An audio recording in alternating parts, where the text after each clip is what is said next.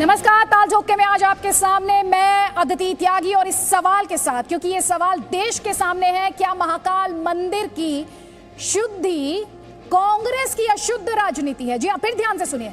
क्या महाकाल मंदिर की शुद्धि कांग्रेस की अशुद्ध राजनीति है?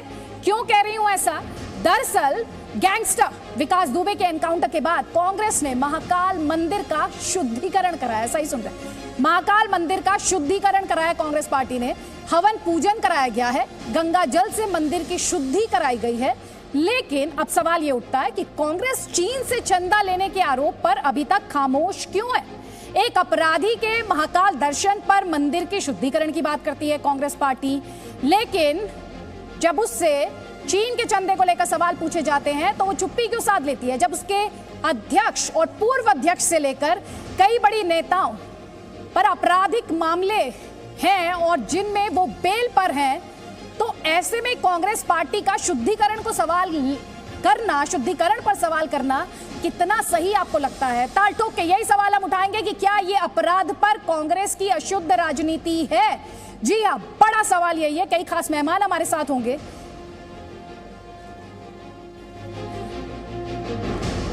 जल्दी से आपको बता देते हैं, हमारे साथ राकेश सिन्हा है, बीजेपी के एमपी हैं राज्यसभा से। हमारे साथ मुकेश नायक जी हैं, कांग्रेस पार्टी के नेता हैं। अनुराग भदौरिया समाजवादी पार्टी से हमारे साथ हैं। शहजाद पूनावाला पॉलिटिकल एनालिस्ट हैं। सीनियर जर्नलिस्ट आलोक मेहता साहब हमारे साथ, और डॉक्टर सतीश प्रकाश हमारे साथ हैं, बीएसपी सपोर्टर हैं। आप सभी का बहुत बहुत स्वागत है। मेरा पहला सवाल मुकेश नायक जी, आप ही से है। सर, टेक्निकल खामी के चलते उनसे हमारा संपर्क लग रहा है इस समय, उनका जो सोर्स है वो फ्रीज हो चुका है। सर, आप मुझे सुन पा रहे हैं मुकेश नायक जी?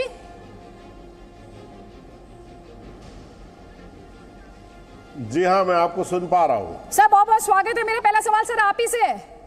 सर, आपके विरोधी जो है बार बार एक ही बात कह रहे हैं कि शुद्धिकरण तो बहाना है, दरअसल अपराधी के सियासत चमकाना है। यह आरोप आप पर आपके विरोधी लगा रहे हैं, राजनीतिक पाखंड करार दे दिया बीजेपी से।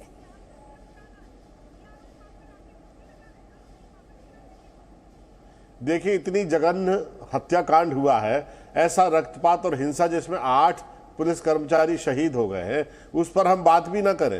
अगर हम बात नहीं करेंगे तो आप कहेंगे कि विपक्ष कमजोर है हिंदुस्तान में, और अगर हम बात करेंगे तो कहेंगे इस पर राजनीति कर रहे हैं। तो किस विषय पर राजनीति करें? मुझे एक चीज बताइए, ऐसे अनुत्तरित सवाल है इस घटनाक्रम के जिसका कोई जवाब नहीं आया। मुझे बता दीजिए आप कि फूलपुर के 60 पुलिस कर्मचारियों का तबादला किया है, क्यों किया है बता दीजिए। कौन उनसे मिला था? किनके कारण 8 पुलिस कर्मचारी हमारे शहीद हुए? जो 2 वकील उज्जैन में पहले से आ गए थे विकास दुबे के साथ, वो कौन थे? एक बंटी नाम का आदमी जो वीडियो बना रहा था, जिसको चिल्ला कर विकास दुबे ने कहा कि बंटी वीडियो बनाओ। सर प्लीज मेरा सवाल सुनिए। सर, मैं चिल्लाना नहीं चाहती, आप मेरे गेस्ट हैं, प्लीज मेरा सवाल फिर से सुनिए। जो शुद्धिकरण करने की कोशिश की गई है महाकाल मंदिर का, क्या ये कांग्रेस की अशुद्ध राजनीति नहीं है, जैसा कि आरोप आपके विरोधी लगा रहे हैं आप पर? मेरा सवाल आपसे ये है सर।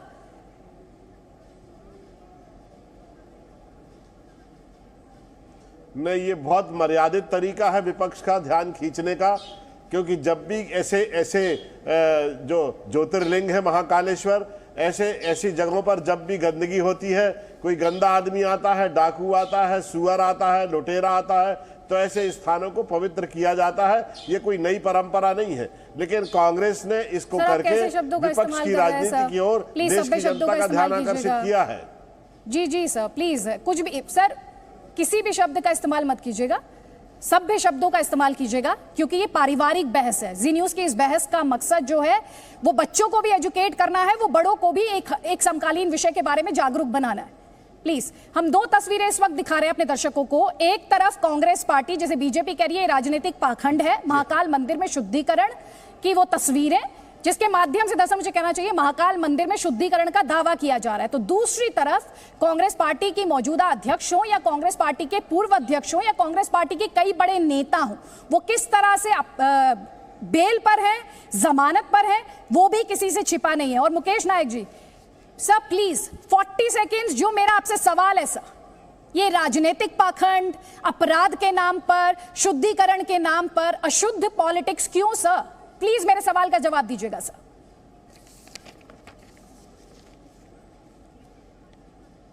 मुझे एक चीज बताइए, क्या किसी बहुत बड़ी घटना जो देश में हो जाती है, अगर विपक्ष इस पर सवाल उठाता है तो क्या ये राजनीतिक पाखंड है, ये हिपोक्रेसी है क्या? इस तरह से विपक्ष के बारे में चर्चा करके विपक्ष को हतोत्साहित करना, विपक्ष को कमजोर करना, इससे तो लोकतंत्र कमजोर होगा। ये गलत तरीका है।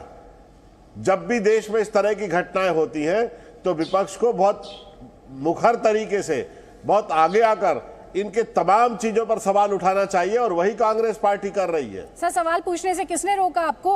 मुकेश जी, सवाल पूछने से किसने रोका? मैंने तो आपको ये मंच दिया, मैंने तो ये आपको मंच दिया, आप करोड़ों दर्शकों तक अपनी बात पहुंचा सकते हैं। लेकिन सर, अगर सियासी ड्रामा करेगा विपक्ष तो सवाल पूछेंगे ना सर? सवाल पूछेंगे कि नहीं पूछेंगे? आप ही बताइए। सवाल नहीं पूछेंगे? चीन के चंदे पर तो इतना मुखर नहीं होती कांग्रेस पार्टी। ये सियासी ड्रामा नहीं है। राजनीति में भूख हड़ताल होती है, रैलियां निकाली जाती हैं, अलग अलग तरीके अपनाए जाते हैं लोगों का ध्यान खींचने के लिए, और विपक्ष वो काम कर रहा है। सर, आप अपनी बात पे, अब आप आ गए अपनी बात पे कि ये सिर्फ लोगों का ध्यान खींचने की कोशिश है। सर, आपने खुद ही कह दिया कि ये लोगों का ध्यान खींचने की कोशिश है। ठीक है राकेश सिन्हा जी, निश्चित रूप से। अरे विधानसभा में ध्यान आकर्षण प्रस्ताव लगाए जाते हैं सर, ये लोकसभा तो में ध्यान आकर्षण प्रस्ताव लगाए जाते हैं। बीजेपी यही कह रही थी कि आप सियासी ड्रामा करें तो राजनीतिक पाखंड है। आपने तो उन्हीं की बात की पुष्टि कर दी। आपने तो कह दिया कि ये लोगों का ध्यान खींचने की कोशिश है। राकेश सिन्हा जी, नहीं, ये आपकी दृष्टि में होगा सर, आपने खुद ही बोला, आपकी दृष्टि में हो सकता है सियासी ड्रामा हो, हमारी दृष्टि में सियासी ड्रामा नहीं है। ध्यान खींचने की कोशिश है ना आपकी, ध्यान खींचने की कोशिश यही है ना? ड्रामा कहाँ बोला? आप चला दीजिए, फिर से आप चला दीजिए। मैंने कहाँ बोला कि ये सियासी ड्रामा है?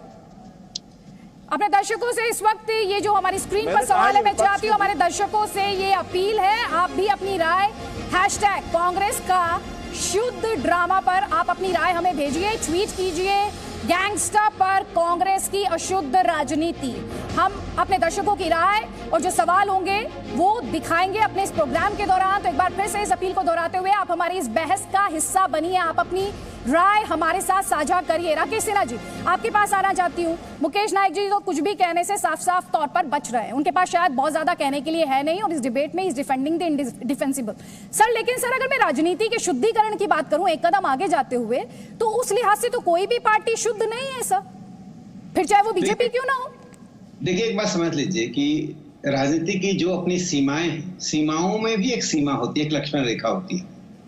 जो आपने एक बुनियादी सवाल उठाया कि यदि आपकी नैतिक ताकत यानी मोरल पोजीशन कमजोर है, तो उस कमजोर मोरल पोजीशन से आप राजनीति में एक मजबूत पहल नहीं कर सकते। कांग्रेस पार्टी की त्रासदी है, और त्रासदी आप साथ दिखाई पड़ रही है। इसके दो महत्वपूर्ण नेता जिनके कारण पार्टी और परिवार चल रहा है, सोनिया गांधी जी और राहुल गांधी जी, दोनों बेल पर हैं। दुर्भाग्य की बात यह है कि जो नेशनल हेराल्ड स्वयं जवाहरलाल नेहरू ने खून पसीने से स्थापित किया था स्वतंत्रता आंदोलन के दौरान 1930s में, उसी अखबार जिस पर उनका ही मालिकाना था, उसकी सारी संपत्ति का गबन का आरोप है, और कोर्ट ने उनको से बेल पर है। दूसरा, एक फाउंडेशन बनाया जिस फाउंडेशन में परिवार के 3 लोग हैं, मुकेश नायक जी 3 परिवार के ही लोग, प्रियंका जी, सोनिया जी, राहुल जी। उस फाउंडेशन में चीन का पैसा आ रहा है, और आप इस बात को किसी तर्क से साबित नहीं कर पा रहे कि चीन का पैसा क्यों लिया। क्या भारत में लोगों का डोनेशन आपको नहीं मिल रहा है? जाकिर नायक का भी के फाउंडेशन से पैसा आया था, जिसको बाद में आपने लौटाया था। तो जिस फाउंडेशन में, सवाल फाउंडेशन का और सवाल नेशनल हेराल्ड का नहीं, सवाल उस दृष्टिकोण का है जिसमें पैसा and is important means is not important. साध्य महत्वपूर्ण है, साधन महत्वपूर्ण नहीं है। कांग्रेस पार्टी के साथ दूसरी जो त्रासदी है आदित्य जी, कि यह पार्टी लगातार देश में एक पाखंड कर रही है। पाखंड का इसमें ना इंटरनल डेमोक्रेसी है, ना पार्टी के पास कोई आधार है। देखिए, मध्य प्रदेश में ही मुकेश नायक जी अच्छी तरह से जानते हैं, समझते हैं, और आलोक मेहता जी इस पर प्रकाश डालेंगे। मध्य प्रदेश के जो बड़े नेता हैं, जो मुख्यमंत्री थे, उनके भतीजा कहां है? जेल में बंद, जेल में गए थे। क्यों छापा पड़ा था? तो जिस पार्टी का जन्म ही भ्रष्टाचार से, और भारतीय जनता पार्टी की बात करें, 2014 में सरकार आने के बाद स्वतंत्र भारत में पहली बार कोई सरकार 6.5 साल में एक दावे के साथ कह सकती है कि एक भी स्कैम, देखिए भ्रष्टाचार पूरे देश में समाप्त हुआ, ये दावा कोई कर नहीं सकता, मैं कर नहीं सकता। ठीक है, लेकिन तो दो बातें मैं क्या कहती हूँ, छोटी बात का समाप्त करता हूं। इन्हीं के प्रधानमंत्री राजीव गांधी जी ने कहा था भ्रष्टाचार और लीकेज, सिस्टम में लीकेज के कारण 1 रुपया में 12 पैसा पहुंचता है। आज पूछिए जाके माइग्रेंट वर्कर से, गरीबों से, पैसा पूरा उनके अकाउंट में पहुंचता है। इन्होंने तब भी जनधन के खिलाफ इसी तरह का पाखंड किया था। आज वो जनधन योजना नहीं होती तो पैसा नहीं पहुंचता। एक दूसरी बात मैं कहना चाहता हूं, दूसरी छोटी सी बात क्या है कि कांग्रेस पार्टी लगातार उस पाखंड में क्या करते हैं, जो रचनात्मक चीजें उसका विरोध करते। देखिए, एक अपराधी मारा गया, उस अपराधी के मरने पर पूरे देश में खुशी एनकाउंटर में पुलिस को बधाइयां मिल रही। आप चीजों को डाइवर्ट कर रहे हैं। दुर्भाग्यपूर्ण घटना घटी थी, एक भी अपराधी को जीरो टॉलरेंस से नहीं छोड़ा जाएगा। सरकार चाहे मध्य प्रदेश की हो, तेलंगाना की हो, पिछले दिनों तेलंगाना में भी मारा गया था अपराधी कुछ महीने पहले। देखिए, अपराध और अपराधी के ऊपर राजनीति ना करें, पाखंड ना करें। हाँ, राकेश सिन्हा जी, आपने जो जवाब दिया था उसमें मेरे सवाल का जवाब नहीं था, लेकिन ताल ठोक के जनता का जो अगला सवाल है मैं उसे ले आती हूँ। तो यहाँ पर कुल मिलाकर ना मुकेश नायक जी ने मेरे सवाल का जवाब दिया, ना राकेश सिन्हा जी राजनीति के शुद्धिकरण पर आपने जवाब दिया। ताल ठोक के जनता का अगला सवाल ये है, अब बेलधारी कांग्रेस करेगी महाकाल की शुद्धि क्या? ये अपने आप में सवाल है, बार बार हम इसी सवाल को बार बार उठा रहे हैं। जल्दी से कॉमेंट शहजाद पूनावाला आपका, और उसके बाद अनुराग भदौरिया आपका कॉमेंट, जल्दी प्लीज। अदिति जी, मैं तो आपके साथ पहली बार आपकी बात से मैं इत्तेफाक नहीं रखता हूं, और मैं आपको बताता हूं क्यों। मैं स्वागत करता हूं कांग्रेस ने जो शुद्धिकरण किया है उस मंदिर का, और चौंक जाएंगे आपके व्यूअर्स, मुझे समझाने दीजिए बस 45 सेकंड में। अब आपको पता है कांग्रेस का अगला प्लान क्या है? कांग्रेस का अगला प्लान महाकाल मंदिर की शुद्धिकरण के बाद तमाम उन राजनीतिक दलों की शुद्धिकरण करने जाएंगे जिन्होंने 2006 में अपील नहीं की और विकास दुबे को खुला पंछी बनने दिया, जिन्होंने उसकी बीवी को टिकट दिया, जिन्होंने उसको राजनीतिक संरक्षण दिया, जिन्होंने उनको मंत्रियों के साथ घूमने फिरने दिया, और जिनके साथ ही गुड्डन त्रिवेदी, जिसको अभी गिरफ्तार किया गया, उनके साथ उनके राष्ट्रीय अध्यक्ष की तस्वीर आई है। अब तमाम उन लोगों का राहुल गांधी, सोनिया गांधी, प्रियंका वाड्रा शुद्धिकरण करने जाएंगे, साइकिल का शुद्धिकरण करेंगे। तो मैं तो स्वागत करता हूं कि तमाम इन लोगों का जिन्होंने पाला पोसा विकास को अपनी मां की तरह, और विकास की मां ने तो उसको अलग कर दिया, पर विकास की मां जो बने रहे वो आज उनका शुद्धिकरण करने जाएंगे इसके बाद। तो मैं स्वागत करता हूं। दूसरी बात मैं कहना चाहता हूं कि आप सवाल ये पूछे कि शुद्धिकरण कर रहे हैं ना, कम से कम तुष्टिकरण तो नहीं कर रहे। कल राजीव त्यागी है और जितेंद्र प्रसाद है, वो तो कह रहे थे बेचारे ब्राह्मणों के साथ अत्याचार हो गया, तो चलो तुष्टिकरण से शुद्धिकरण पे आया तो स्वागत कीजिए ना अदिति जी। और तीसरा सवाल मेरे भाई अनुराग बोलेंगे, मुकेश नायक भी आपके सामने हैं, मैं इनसे इतना ही पूछना चाहता हूं, ये लोग पुलिस पर तो सवाल उठाएंगे, इनका अधिकार है। मुझे बिना देखे, बिना गूगल करे, क्या अनुराग या मुकेश नायक जो इतना छाती पीट पीट के बोलते हैं, क्या वो मुझे आज शहीदों का नाम बता पाएंगे? चलिए मुकेश नायक से ही पूछ लीजिए, अनुराग को तो नहीं पता होगा, उनकी तो आदत है कि उनको तो शहीदों से ज्यादा सपा के लीडर जो मरे हैं विकास दुबे, उन पर ज्यादा गर्व है। पर मैं आपसे, मुकेश नायक जी, आप बिना देखे आज शहीद जो हुए हैं, इतनी चिंता है आपको, ये ड्रामा नहीं है, पाखंड नहीं है, तो बिना व्यस्त किए समय चलिए बोलिए 8 उन शहीदों के नाम, देखते हैं, आपकी भी टेस्ट लेते हैं आज। जी न्यूज मुझे मौका दे, जी न्यूज की तरफ से मैं पूछूंगा। मुकेश नायक बिना देखे, बिना सवाल का जवाब ले रहे हैं, मुकेश नायक जी को बोले दीजिए। टेलीविजन पे मेरी परीक्षा लेने के लिए बैठे हैं क्या? आप कोई टेलीविजन पर मेरी परीक्षा लेने के लिए बैठे हैं क्या? जिस विषय पर बात हो रही है आप उस विषय पर बात करिए। कोई जरूरी है कि उनका नाम बताना? कोई जरूरी है कि उनका नाम बताना? साबित कर दिया आपने सर। कोई मैं, ठीक है। अरे भाई, हम आपकी साइड पे थे, आपने अदिति को सही साबित कर दिया।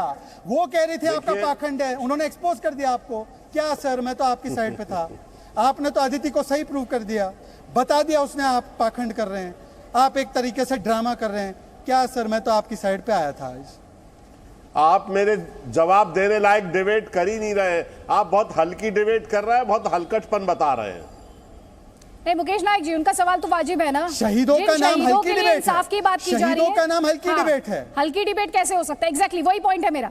जिन शहीदों के नाम पर बहस हो रही है, जिन शहीदों के नाम पर आप इंसाफ की लड़ाई लड़ने की बात कर रहे हैं, जिन शहीदों की शहादत पर आपने कहा जघन्य अपराध है, अगर उन शहीदों का नाम सर आप नहीं बता पाएंगे तो सर सवाल उठेंगे ना, क्योंकि आधार तो वही शहीद है ना, वही शहादत है, वही शहादत आधार है। अगर आपके शुद्धिकरण का और आप उसका जवाब नहीं देंगे तो सर सवाल उठेंगे। ये हल्की बहस नहीं है, ये ताल ठोक के बहस है।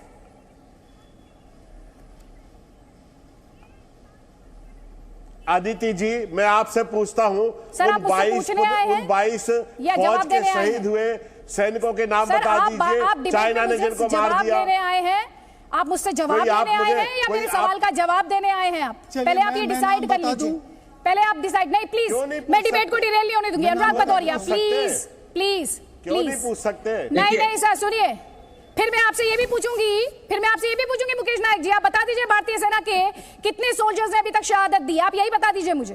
दे देंगे आप मुझे जवाब? चलिए मैं आपको टाइम दे देती हूँ, गूगल कर लीजिए आप गूगल कर लीजिए, मैं आपको ये भी फ्रीडम दे रही हूँ। आप मेरी डिबेट के खत्म होते होते ये भी जवाब दे देंगे तो मैं इसे अपना एक कीर्तिमान मानूंगी कि चलिए देश की ग्रैंड ओल्ड पार्टी जो है उसको ये तो पता चला कि कितने जवानों ने शहादत दी है। ठीक है सर। अनुराग भदौरिया, जब राजनीति के शुद्धिकरण की बात हो रही है सर, तो आपकी पार्टी तो साफ तौर पर कटघरे में, कटघरे में खड़ा कोई और नहीं। सर इस पैनल में और भी गेस्ट आए हैं, प्लीज आपकी बात पर हंस नहीं रहते सर। मुकेश नायक जी, आपकी बात पर लोगों को गुस्सा आया होगा, कोई बात नहीं। अनुराग भदौरिया, यहां पर तो विकास की मां ही आपकी पार्टी को कटघरे में खड़ा कर रही है, बाकी सब तो भूल जाइए। आदित्य जी, आप मुझे बोलने का मौका दीजिएगा, मुझे पूरा विश्वास है आप बीच में नहीं टोकेंगे। गंभीर विषय है, गंभीर डिबेट है और गंभीर तरीके से होनी चाहिए। देखिए, इसकी क्रोनोलॉजी समझिए कि 2001 में जब भारतीय जनता पार्टी की सरकार थी, तब यही विकास दुबे ने थाने में घुस के एक मंत्री को मारा था और आसानी से भारतीय जनता पार्टी की सरकार ने उसको बचा लिया था। चाहती तो उसी समय इतने गंभीर मुकदमे उसके ऊपर ला देते राजनाथ सिंह जी कि कभी जिंदगी में नहीं बच पाता। उसके बाद फिर पनपता है, जब भारतीय जनता पार्टी की सरकार 2017 में आ जाती है, ये जेल जाता है। जेल से फिर ये खुद ऑडियो में बोलता है कि हमारे 2 भारतीय जनता पार्टी के जो माननीय विधायक हैं, अभिजीत सांगा और सागर साहब और ब्लॉक प्रमुखों ने सबने मिलकर मुझे एफिडेविट देके माननीय लोगों ने मुझे बचा के निकाल लिया। उसके बाद लगातार ये वहां फलता फूलता रहा और भारतीय जनता पार्टी के सह पे और अधिकारियों के सह पे इसने इतना बड़ा जघन्य कांड कर दिया कि हमारे 8 पुलिस वाले शहीद हो गए। एक बात मैं ये जानना चाहता हूँ, इसमें जो असली बात यह है कि क्या विकास दुबे वहां पे जिन अधिकारियों के साथ मिला रहा और जो वहां पे जो खाकी के लोग और खादी के लोग भी जो मिले रहे, क्या वो कॉल डिटेल पब्लिकली हो जाएगी तो सबको पता चल जाएगा कि समाजवादी पार्टी के मिले थे कि भारतीय जनता पार्टी मिले थे? तो दूध का दूध पानी का पानी हो जाएगा। आप चिल्लाओ, हम चिल्लाएं, आप चिल्लाओ, इससे कोई मतलब नहीं है। राकेश सिन्हा जी, आप काउंटर करना चाह रहे हैं, आप काउंटर कर लीजिए। अनुराग भदौरिया, उसके बाद मेरे पास सवाल है, पहले काउंटर सुन लीजिए। राकेश सिन्हा का काउंटर। जी, इसके लिए कोई न्यूटन की आवश्यकता नहीं है। उत्तर प्रदेश के पुलिस स्टेशन पर जब समाजवादी पार्टी की सरकार थी तो कौन पुलिस स्टेशन चलाते थे? आलोक जी वरिष्ठ पत्रकार है, मुकेश नायक जी एक वरिष्ठ नेता है। ईमानदारी से बताएं कि उत्तर प्रदेश की पूरी पुलिस व्यवस्था को चरमराने का काम समाजवादी पार्टी ने किस तरह से किया था। सारे पुलिस स्टेशन समाजवादी पार्टी के कार्यालय में तब्दील हो गया था। आप कानून व्यवस्था की बात कर रहे हैं। योगी जी ने आने के बाद जिस प्रकार से अपराधियों को नियंत्रित किया, जिस प्रकार से पुलिस ने सक्रियता के साथ वहां उन अपराधियों का एनकाउंटर हुआ, वाजिब एनकाउंटर हुआ। जो लोग समाज को तहस नहस करना चाहते हैं, उनका एनकाउंटर नहीं किया जाए तो उनको क्या माला पहनाया जाएगा? और जो लोग एनकाउंटर कर रहे हैं, जो उसके लिए भी इस देश में कानून व्यवस्था है सर, उसके लिए भी इस देश में नियम है, उस देश के लिए भी यहाँ पे लॉ एंड ऑर्डर है, उसकी बाकायदा न्यायपालिका है, सब कुछ है सर। प्लीज सर, इस देश में न्यायपालिका है, न्यायपालिका को अपना काम पता है सर। राकेश सिन्हा जी प्लीज, आप इतने वरिष्ठ हैं, मुझे आपको ये याद दिलाने की जरूरत नहीं है। लेकिन अनुराग भदौरिया प्लीज सर, प्लीज, मैंने आपको काउंटर करने का मौका दिया, मैं डिबेट डिरेल नहीं होने दूंगी, मुझे मेरा टॉपिक आज पता है सर। आप सब को आज जो डेटा है अपने दर्शकों के सामने मैं रखूंगी।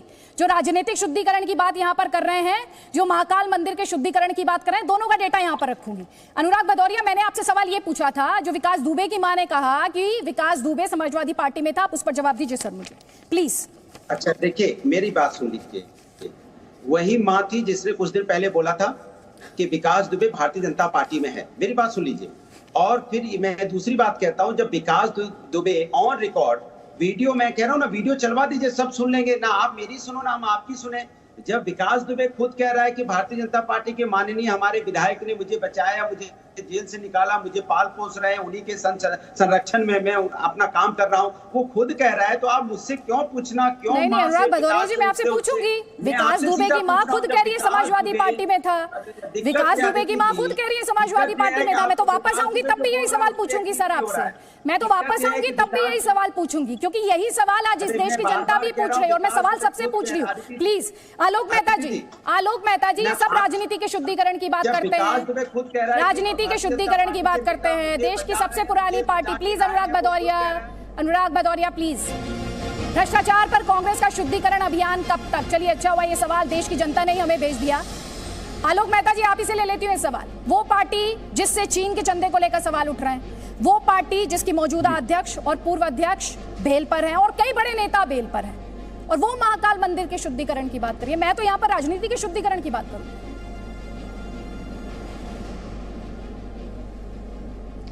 देखिए अदिति जी, ये बिल्कुल पाखंड, इससे बड़ा पाखंड कुछ हो ही नहीं सकता है।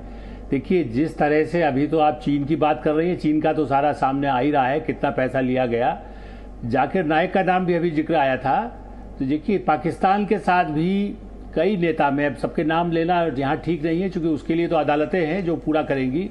पाकिस्तान और चीन से जो लोग सहायता लेते हैं वो महाकाल मंदिर में, अदिति जी वहीं का रहने वाला हूँ, महाकाल मंदिर में वैसे अपराधी चला गया, यदि वो हाथ जोड़ करके डाकू चला गया, लेकिन सवाल ये है कि कांग्रेस पार्टी को ये नहीं बनता कि उसको राजनीतिकरण करे धर्म का। धर्म को यदि आस्था के साथ वो गया, बल्कि महाकाल ने उसको सुपुर्द कर दिया कि जाओ इसको, तुम्हारा इसकी बलि के लायक है, चूंकि यदि वो गड़बड़ करेगा तो अपने आप, वरना अदालतें फैसला करेंगी। देखिए अदिति जी, आप और हम, मैं मानता हूं कि आप भी कहीं किसी का न्याय नहीं, आपने बिल्कुल ठीक कहा कि देखिए हम किसी का पक्ष नहीं ले रहे हैं। मैं भी मानता हूं कि यदि कोई पुलिस ने गड़बड़ किया, पुलिस के लोग तो मारे गए, इनकाउंटर होने के पीछे यदि वो भाग रहा था कि नहीं, ये न्यायिक जांच का विषय है, न्यायालय तय करेगा। यदि कुछ होगा तो जो अपराधी होंगे उनके ऊपर भी कार्रवाई होगी। अभी तो उनके सारे जाले साफ किए जा रहे हैं। और जो पार्टियां, कांग्रेस पार्टी में तो ये राकेश सिन्हा जी हैं, या वैसे अनुराग भदौरिया जी बिहार के नजदीक के हैं, बिहार से यूपी से तो ऐसे ऐसे नेताओं को भेजा है इनके और इनके सहयोगियों ने कि किस तरह से, मतलब जिसको कहते हैं कि जहां बाकायदा हत्याकांड जो बड़े बड़े होते थे उनको बाकायदा राज्यसभा तक में भेजा गया है। आज तक ऐसे लोग हैं इन पार्टियों के। बीजेपी पर यदि हो तो वो आरोप लगाए, मैं मानता हूं, लेकिन उनके पास ऐसे कोई प्रमाण नहीं है। लेकिन इन लोगों के प्रमाण हैं, जेल में है लालू जैसे लोग और इनके लोग, समाजवादी पार्टी के लोग, बीएसपी के लोग। और देखिए अभी जो जिक्र किया गया, कोई आदमी ये कह सकता है मैं बीजेपी का हूं, मैं अमेरिका का हूं, लेकिन सवाल ये क्या वो पार्टी, किस पार्टी से उसके पत्नी चुनाव लड़ी, उसके परिवार के लोग, वो खुद क्या करता था, नाम तो जो सत्ता में होता है उसका लेता था। वो एक अलग विषय है जो आपने उठाया कि राजनीति के लिए ये पाखंड जो कांग्रेस का है, जहां पर करोड़ों लोगों को पैसा लेकर के उसके बाद उसका दुरुपयोग किया गया। वो शुद्धिकरण, महाकाल मंदिर का शुद्धिकरण क्यों कर रहे हैं? वो अपना शुद्धिकरण करें। गंगा में नहाने कोई जा रहा है तो उसकी जाति धर्म पूछी जाती है, डाकू है या राजा है। गंगा या शिप्रा नदी जो है, नर्मदा के पास कोई जाता है तो कोई जाति धर्म पूछता है क्या? या कहां से आए वो बंदूक चला करके? वहां अंदर बंदूक अलाउ नहीं है। बाहर निकल करके यदि वो ट्रेप में आया, उससे भागने की कोशिश की, जैसा कहा गया, उसके ऊपर अदालतें हैं। बिल्कुल, न्यायपालिका है। बार बार दोहरा रही हूँ अपने इस ब्रॉडकास्ट के दौरान कि इस देश में न्यायपालिका है, वो देखेगी। और दूसरा हम ये कह रहे हैं कि आप महाकाल मंदिर में पाखंड क्यों कर रहे हैं, आप सियासी ड्रामा क्यों कर रहे हैं, और आप राजनीति के शुद्धिकरण कब करेंगे?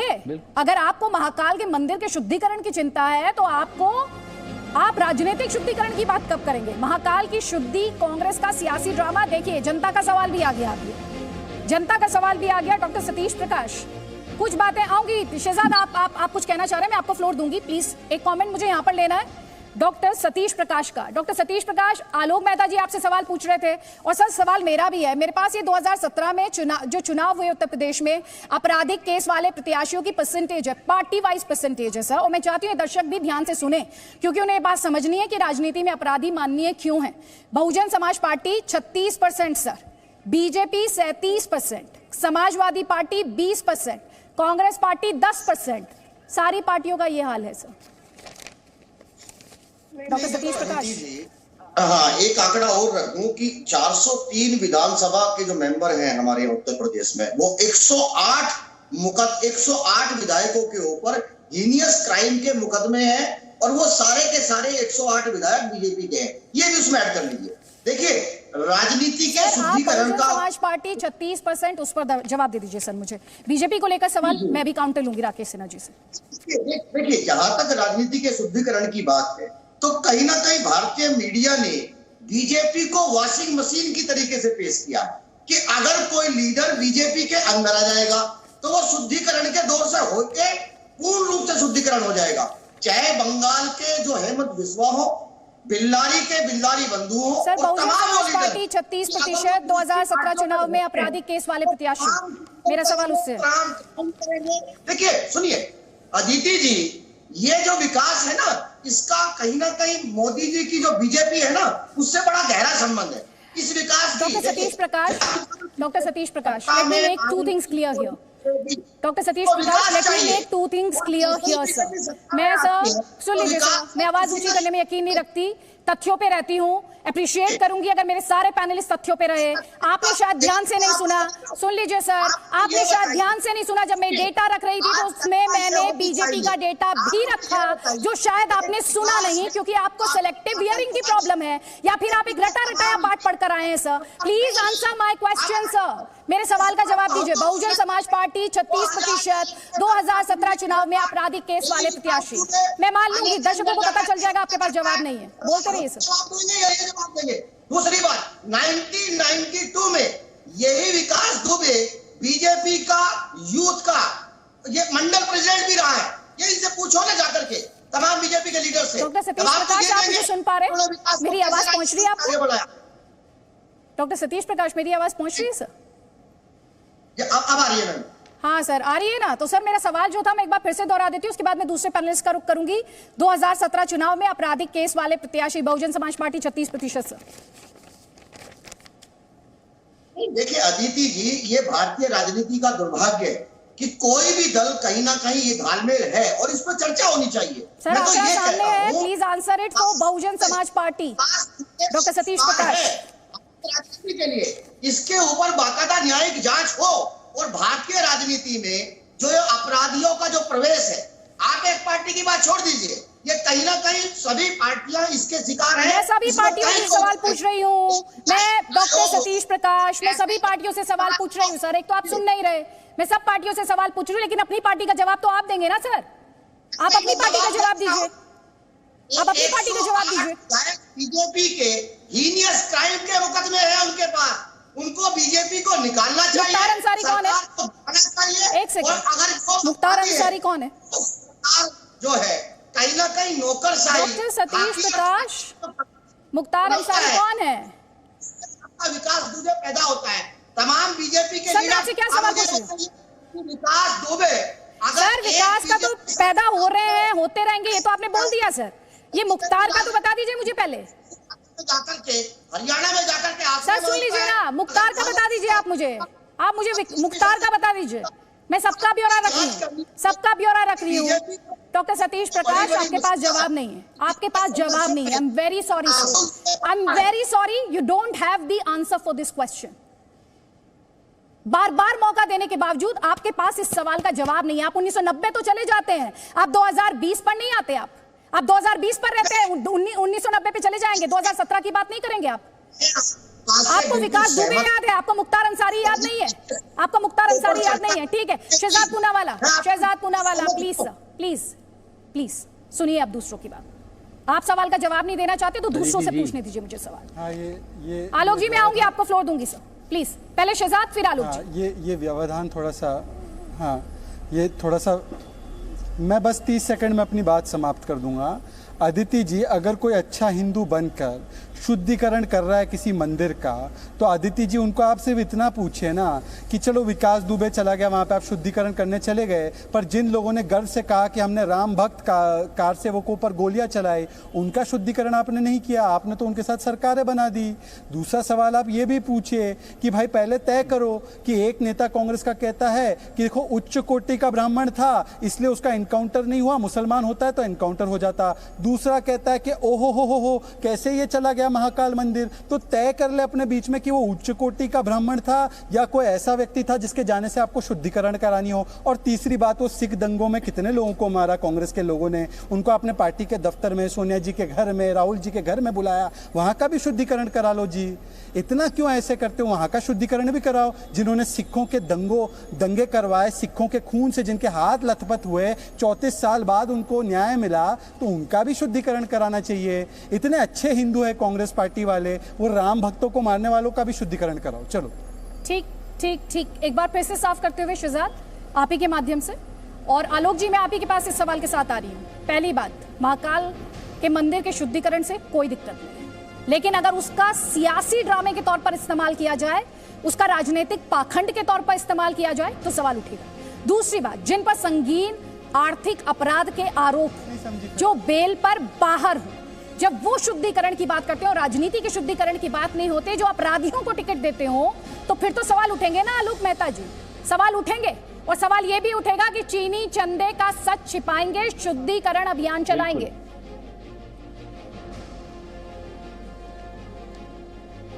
बिल्कुल अदिति जी, बल्कि एक लाइन पहले मैं कहूंगा, सतीश जी ने कह दिया भारतीय मीडिया, मतलब हमको आपको भी जिम्मेदार ठहरा रहे कि जो बीजेपी पे जाता है उसको वो बिल्कुल मानते हैं कि दूध का धुला हो गया। और सर, हम लोग ऐसा नहीं मानते। सतीश जी बताइए, भारतीय मीडिया चाहे जी न्यूज हो या हम जैसे पत्रकार हो। एक और पॉइंट याद दिला देती हूँ, महागठबंधन था ना 2017 में, या नहीं था जी? 2017 में महागठबंधन था ना, जो आज सवाल पूछ रहे हैं इस बहस में पूछ के। बिल्कुल। गायत्री प्रजापति, मुख्तार अंसारी को लेकर सवाल पूछा, जवाब नहीं आया। महागठबंधन था 2017 में, आज वो बैठकर सवाल पूछ रहे हैं। बिल्कुल, आपने जो ठीक कहा कि किस तरह से जो अपराधी हैं, बल्कि आप देखिए पश्चिम उत्तर प्रदेश में जो बड़ा चर्चित हत्याकांड हुआ था, उसके वो विधायक किस पार्टी के थे? मैं इसलिए नाम नहीं था कि आप कहेंगे अच्छा वो यादव थे तो ये ब्राह्मण है, ये मौलाना है, मैं उसकी बात नहीं कर रहा हूँ। लेकिन बीएसपी समाजवादी कांग्रेस का जो गठबंधन रहा, ये सारे देश में इसको देखा गया। और बीजेपी में यदि गलत आए तो उनको कानून, उनको भी अदालत सजा देगी, और दिया भी है कुछ लोगों को, ऐसा नहीं है। मेरा ये मानना है कि ये सतीश जी ये न कहें कि मीडिया कोई धोता है और धुलाता है, और उसी तरह से सत्ता में जो आता है यदि वो गलत काम करेगा, ये बिल्कुल राकेश जी ने कहा ना, यदि 6 साल में गड़बड़ किया होता नरेंद्र मोदी की सरकार ने, या उनके साथ अपराधी होते, तो हम और आप बैठ के उनकी आलोचना कर रहे होते। लेकिन सवाल ये है कि जो लोग नेशनल हेराल्ड, एक लाइन कहूंगा दीदी जी, अब ये मीडिया की बात कर रही है, शुद्धिकरण तो नेशनल हेराल्ड का भोपाल में पूरा मॉल बना दिया है। अरे महाकाल मंदिर के पहले भोपाल के नेशनल हेराल्ड का शुद्धिकरण कर दीजिए भाई। करोड़ों रुपए की संपत्ति देश भर में जो बनाई गई अखबार के नाम पर, जबकि मामला अदालत में है, तब भी मैं डंके की चोट पे सतीश जी और अनुराग जी और नायक जी, आप भोपाल जाके देखिए, हेराल्ड की बिल्डिंग में एक कोना भी, एक अलमारी भी हेराल्ड अखबार के नाम पर नहीं है, और वहां पर मॉल बना हुआ है पूरा। वो पैसा किसका है? वो जमीन किसकी है? लुटा दिया गया। अपराधियों का सबसे बड़ा शुद्धिकरण तो कांग्रेस और बीएसपी को करना चाहिए। आपने मुख्तार अंसारी का नाम लिया, कितने ही लोग बाकायदा करोड़ों रुपए इकट्ठा करके जेलों में है आज भी। उस समय का स्वास्थ्य वाले के मामले में मंत्री, वो जेल में आज भी है बीएसपी के समय के। इसलिए सवाल ये है कि वो लोग भ्रष्टाचार में डूबे, शुद्धिकरण की बात कैसे कर सकते हैं? जी जी जी, मुकेश, अनुराग भदौरिया पहले आप, उसके बाद मुकेश नायक, जल्दी जल्दी प्लीज।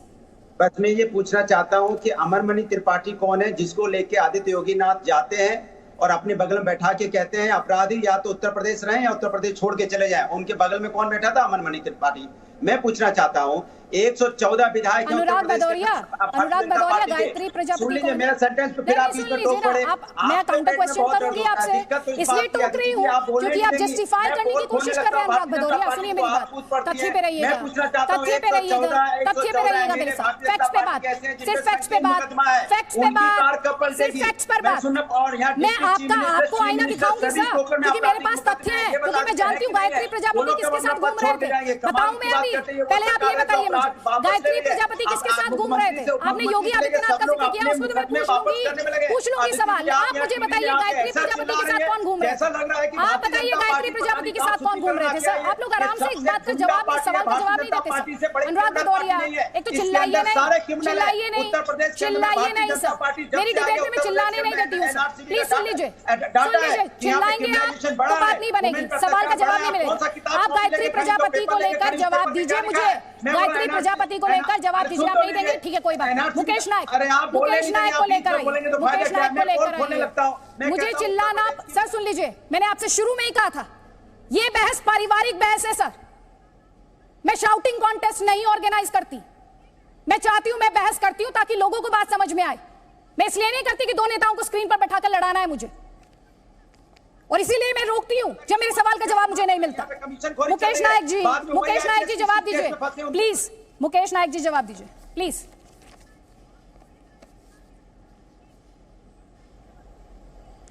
देखिए, जो सिन्हा साहब ने अभी कहा था कि पिछले 25 सालों से उत्तर प्रदेश की राजनीति में एक व्यापारियों का सेक्शन एक पुलिस विभाग का सेक्शन, प्रशासन का सेक्शन और एक पॉलिटिकल लोगों का सेक्शन, इनका एक नेक्सस है जो व्यापार के क्षेत्र में, राजनीति के क्षेत्र में, अलग अलग क्षेत्रों में अपने हित साधने के लिए अपराधियों का उपयोग करते हैं। देखिए, मुझसे एक बार अजीत सिंह जी ने कहा था, जो पश्चिम उत्तर प्रदेश से मेंबर पार्लियामेंट है बागपत से, पूर्व प्रधानमंत्री जी के बेटे हैं, बड़े नेता हैं उत्तर प्रदेश के, कि यूपी के नेता जब भी चलते हैं तो उनके आसपास गुंडे ऐसे इकट्ठे होते हैं जैसे गुड़ के पीछे चींटे दौड़ रहे हो। उत्तर प्रदेश में संस्थाबद्ध राजनीति, संस्थाबद्ध अपराध, ऑर्गेनाइज क्राइम, इसके लिए उत्तर प्रदेश अभिशप्त है। जी जी जी जी हाँ, ये एक फैक्चुअल करेक्शन जरूरी था, तो इसलिए मैंने कहा आप बात पूरी कर लीजिए। हुआ करते थे।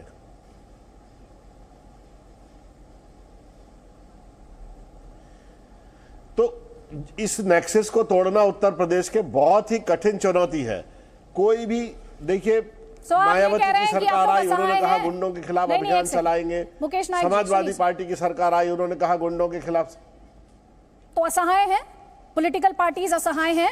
वो असहाय हो जाती हैं जब ऐसे टिकट डिस्ट्रीब्यूशन जब होता है तो उसमें आपराधिक केस वाले प्रत्याशियों को टिकट देती है। कांग्रेस की यहाँ पे बात करूं तो 10% जो आपराधिक केस वाले प्रत्याशी थे उन्हें टिकट दिया गया था। 2017 यूपी चुनाव की बात कर रही हूं सर।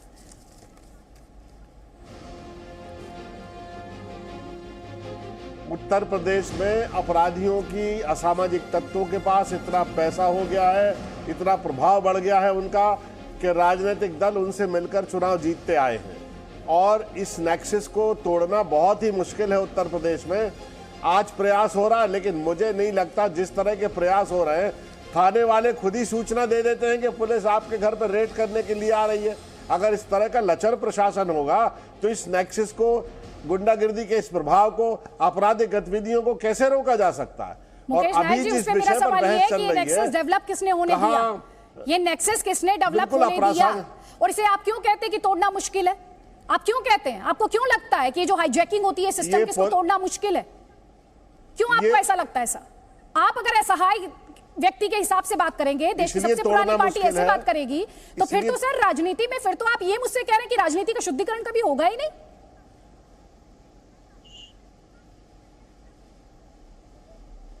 इसलिए तोड़ना मुश्किल है अदिति जी, कि राजनीतिक दल चाहे कोई भी हो, चुनाव हारने जीतने के कारखाने बन गए हैं। उन्हें हर कीमत पर चुनाव जीतना है, और चुनाव जीतने के लिए उत्तर प्रदेश में सबसे धारदार और पैदा हथियार है गुंडे, ठीक है सर, प्लीज, अपराधियों का साम्राज्य, उनका पैसा। मैं लोगों को ये समझाना चाहती हूँ कि इस नेक्सस को तोड़ना कितना ज्यादा जरूरी है। ये नेक्सस कौन क्रिएट करता है? और मुकेश जी, आपकी बातों से लोगों को समझ में आ रहा होगा कि क्यों इस सिस्टम को तोड़ना मुश्किल हो जाता है कई बार। खबर ये नहीं कि कांग्रेस ने महाकाल मंदिर का शुद्धिकरण करा है। खबर क्या है? गैंगस्टर विकास पर कांग्रेस का ये सियासी ड्रामा, या आप इसे जोड़ सकते हैं धन की राजनीति से।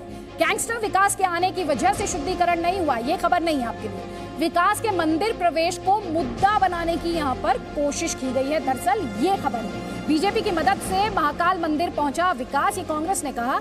गिरफ्तारी के बाद एनकाउंटर पर कांग्रेस की राजनीति के तौर पर इसे देखा जा सकता है। कांग्रेस ने महाकाल मंदिर का गंगा जल से शुद्धिकरण कराया, ये खबर नहीं। खबर क्या है? महाकाल मंदिर की शुद्धि कांग्रेस की अशुद्ध राजनीति है, सियासी ड्रामा है, या फिर बीजेपी की भाषा में कहें तो राजनीतिक पाखंड है। लेकिन राकेश सिन्हा जी, मैं यहाँ पर सियासी ड्रामे की बात भी कर रही हूँ, मैं यहाँ पर राजनीतिक पाखंड की बात भी कर रही हूँ, और मैं यहाँ पर राजनीति के शुद्धिकरण की भी बात कर रही हूँ। तो जो 2017 का डेटा मैं अपने तमाम गेस्ट के सामने रख रही हूँ, सर आपने भी सुना होगा, और उसमें मैंने बीजेपी का भी जिक्र किया। 37% 2017 यूपी चुनाव आपराधिक केस वाले प्रत्याशी। सर देखिए, मैं एक बात कहना चाहता हूँ कि एक बड़ा और व्यापक सवाल आपने उठाया है, इसमें कोई दो राय नहीं है। प्रतिद्वंदिता के राजनीति में, यानी कॉम्पिटिटिव पार्टी सिस्टम में, कई बार राजनीतिक पार्टियां, सभी पार्टियां नैतिकता से समझौता करती। मैंने इसीलिए कहा, उन सीमाओं में रहते हुए भी एक लक्ष्मण रेखा खींचने की जरूरत है।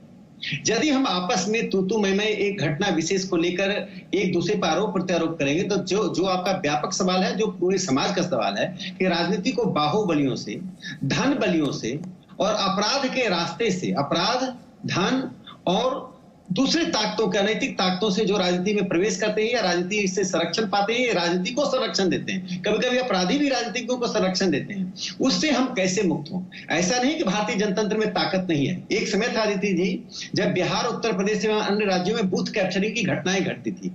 आज ये घटनाएं शायद अपवाद स्वरूप कहीं होती हैं।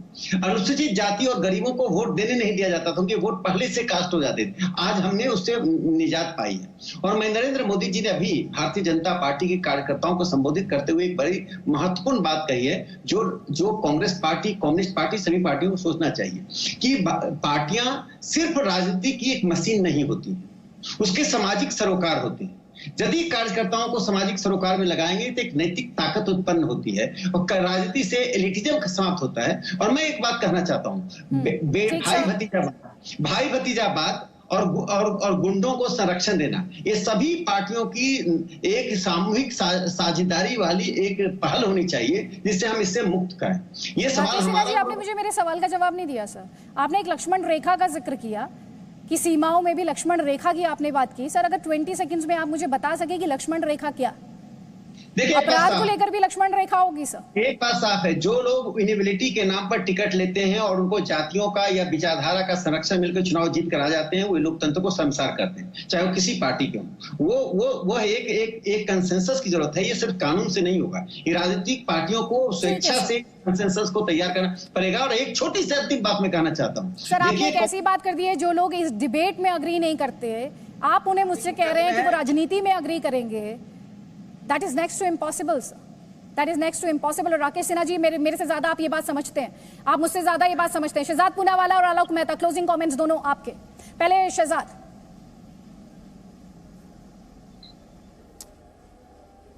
आदित्य जी देखो, शुद्धिकरण का ड्रामा तो हुआ, अब बुद्धिकरण की बात करते हैं। मैं कांग्रेस से चाहता हूं कि कांग्रेस शुद्धिकरण और बुद्धिकरण की बात करने वाली पार्टी ये बता दे कि जिन पार्टियों में अतीक अहमद, मुख्तार अंसारी जैसे लोग हैं, वो उनके साथ कभी गठजोड़ नहीं करेगी। तब हम नहीं कहेंगे पाखंड किया है। और चलो पाखंड नहीं है ना, तो एक बार फिर से वो केरला में आपके कार्यकर्ताओं ने गाय माता के बछड़े को मारा था, उनका भी शुद्धिकरण करवा दीजिए थोड़ा सा। वो हल्की बात होगी आपके लिए, पर मैं कम से कम ये वाला वादा तो दे दीजिए कि जिन पार्टियों में मुख्तार अंसारी और अतीक अहमद का आशियाना है, उनको छुएंगे नहीं, वरना ये ठीक है। मुकेश जी जल्दी से 20 सेकंड सर।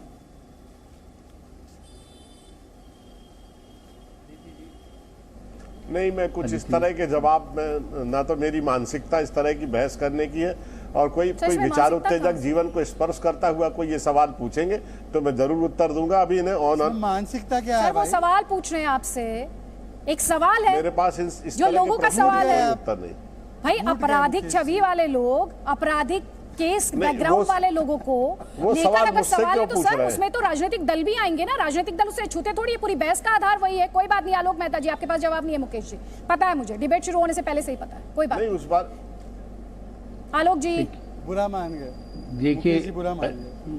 अदिति जी, हाँ अदिति जी, देखिए ये सबसे बड़ी बात ये है कि जो इन्होंने कहा, चुनाव आयोग में इस समय भी एक रिपोर्ट रखी हुई है, चुनाव आयुक्त ने दी हुई है, जिसमें कहा गया है कि जो लोग चार्जशीटेड हो जाते हैं उनको टिकट नहीं दिए जाए। आप चूंकि शुद्धिकरण यदि करना है, सब पार्टियां, राकेश सिन्हा जी तो राज्यसभा के मेंबर हैं, बड़े सम्मानित और नामजद मेंबर हैं, ऐसे सब सांसद मिलकर के, और कांग्रेस को उसका समर्थन करना चाहिए।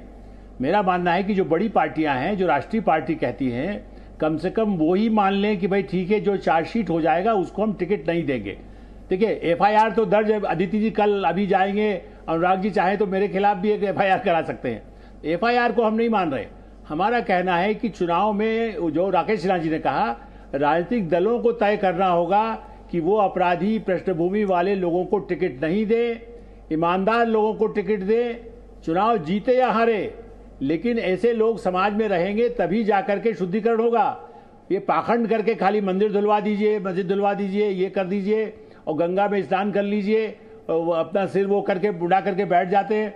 देखिए कांग्रेस में या दूसरी पार्टियों में, और खास करके मायावती जी की पार्टी, मैंने उन्होंने तो कितने लोगों को जहां से जो आया उसको शरण दे देती है।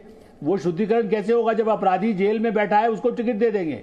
जेल में बैठे लोग भी यदि चुनाव लड़ते हैं और जीत दिखाने के डर लगा करके, जो कहा गया पश्चिम उत्तर प्रदेश व पूर्वी उत्तर प्रदेश व बिहार हो, यदि वो लोग चुनाव लड़ेंगे तो कहां से शुद्धिकरण होगा? बिल्कुल, इसलिए राजनीति का मिनिमम शुद्धिकरण शर्त हो होगा जाए कैसे, आलोक जी? कि चुनाव मेरे पास समय की संसद कमी है पास सर। कर दे, सरकारें पारित कर समय की दे कमी कि है ऐसे सर। लोग नहीं लड़ेंगे। इसीलिए जनता की बात यहाँ पर रखना चाहती हूँ। हमने आपसे अपील की थी, आप अपने कमेंट्स जो हमें दीजिए।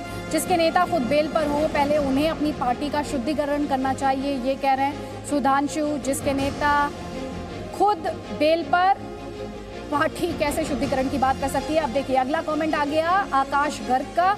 महाकाल मंदिर की शुद्धि कांग्रेस का 100% सियासी ड्रामा है। Presenting B News app, available on Google Play and App Store. Download it now.